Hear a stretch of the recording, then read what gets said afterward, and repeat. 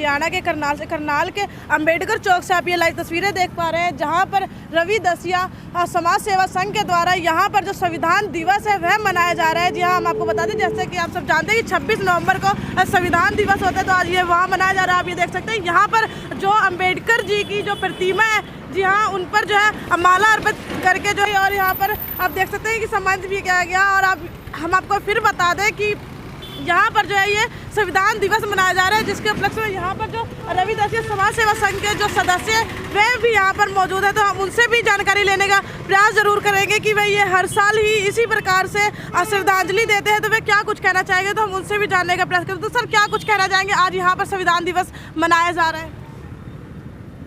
सबसे पहले तो मैं आपका धन्यवाद करता हूँ कि आपने हमें समय दिया और आप समय पे आए, इसलिए मैं आपका आभारी हूँ। और ये रविदासिया समाज सेवा संघ के सभी सदस्य खड़े हैं, ये भी आपके आभारी हैं। आज 26 नवंबर का दिन है। 26 नवंबर संविधान दिवस के रूप में पूरे देश में मनाया जा रहा है। इस दिन 26 नवंबर 1949 को बाबा साहब डॉक्टर अंबेडकर ने अपना लिखित संविधान लिख करके पूरा करके उनको डॉक्टर राजेंद्र प्रसाद राष्ट्रपति थे उस समय के, और हमारे प्रधानमंत्री पंडित जवाहरलाल नेहरू, उनको समर्पित किया था। और बाकी और भी सदस्य थे, जैसे लौह पुरुष सरदार पटेल जी, ये सारे सभी को समर्पित किया गया था। और इसको डॉक्टर बाबा साहब भीमराव अंबेडकर ने 2 साल 11 महीने और 18 दिन में इसको पूरा लिख करके समर्पित किया गया था। इसके जो है 379 सदस्य थे, और जब ये लिखकर पूर्ण हुआ तो उस टाइम जो है 384 सदस्य रह गए थे, बाकी जो या तो एक्सपायर हो गए थे या बाहर थे। तो उस समय जो है संविधान की रूपरेखा पूरी तैयार करके तो ये संविधान सभा में दी गई थी और इसको अंगीकृत किया गया था, उन्होंने इसको समर्पित किया था। तो 26 नवंबर 1949 को जो संविधान लिख कर के दिया था, वो 26 जनवरी 1950 को गणतंत्र दिवस के रूप में स्वीकार किया गया था। और उसके बाद अब हमारा देश संविधान के हिसाब से चलाया जा रहा है। और जिसमें ये संविधान क्या है, संविधान एक लिखित रूपरेखा है जो हमारे गवर्नमेंट सरकार के और प्रजा के बीच में जो संबंध है उनको पूरी लिखित रूप में दी गई है, और सभी कानूनों को इसमें लिया गया है।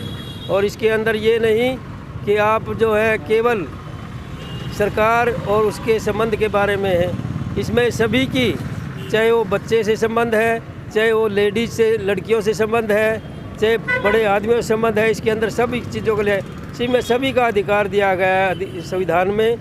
बच्चों को भी 14 साल से पहले हम कोई नौकरी पेशा नहीं करवा सकते।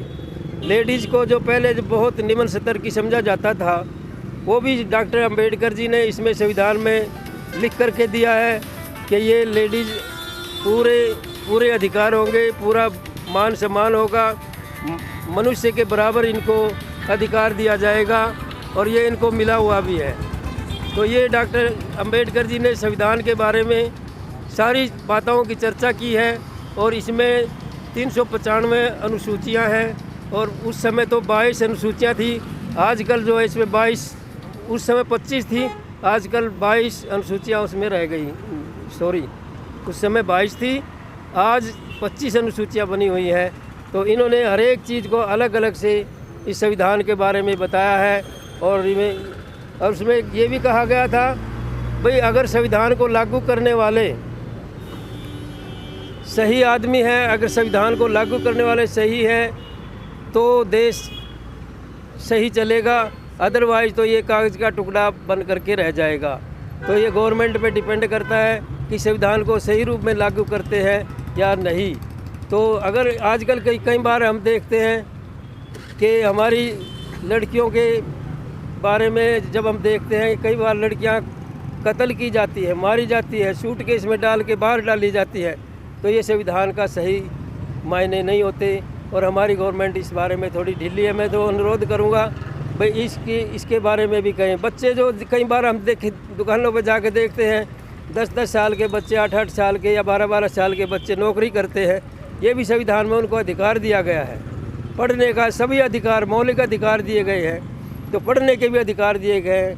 सभी को जहाँ जाना चाहता है वहाँ जा सकते हैं। पहले ऐसे अधिकार नहीं थे। ये सिर्फ किसने दिए? ये सिर्फ हमारे संविधान ने दिए हैं। संविधान के सदस्यों ने इसमें ये अंगीकृत किया है। तो इन सभी बातों से हमें ये ध्यान में आता है कि संविधान एक देश को चलाने की एक रूपरेखा है, कि इतनी बढ़िया किताब है। और जो इन्होंने 2 साल 11 महीने 18 दिन में जो पूरा किया है हस्तलिखित संविधान, वो जो है ग्वालियर लाइब्रेरी, जो महाराज बाड़ा उस स्थान का नाम है, वहाँ सेंट्रल लाइब्रेरी है, उसमें रखी गई है। बिल्कुल सुरक्षित है और जो हस्त से लिखी गई है वो वहाँ पर बिल्कुल पैक है, सही मायनों में आप दे सकते हैं। सर आपका परिचय क्या है? मैं रविदासिया समाज सेवा संघ करनाल का प्रधान हूँ। मेरा नाम पृथ्वी सिंह है। हाँ जी। तो सर आप क्या कुछ कहना चाहेंगे? संविधान जो बाबा साहब ने बनाया वो सारे समाज के लिए बहुत सही मतलब चलने का, व्यवहार करने का एक तरीका है। और इसको मतलब ज़्यादा से ज़्यादा जितना हम इसके ऊपर चलेंगे उतना ही हमारा देश उन्नति भी करेगा और समाज भी सुखी रहेगा। अगर हम इसको लागू करने में ये मतलब सरकार कहीं भी आनाकानियाँ करती है या कुछ मतलब छेड़छाड़ करती है तो उससे समाज में भी विरोध पैदा होंगे और मतलब लोगों का जीवन भी मतलब नरक जैसा बन जाएगा। इसलिए मेरे तो विनती है कि समाज भी इसका पूरा मतलब प्रजा है जो वो अपना सम्मान करे और सरकार उसको सही रूप में लागू करने में पूरा मतलब सहयोग करे।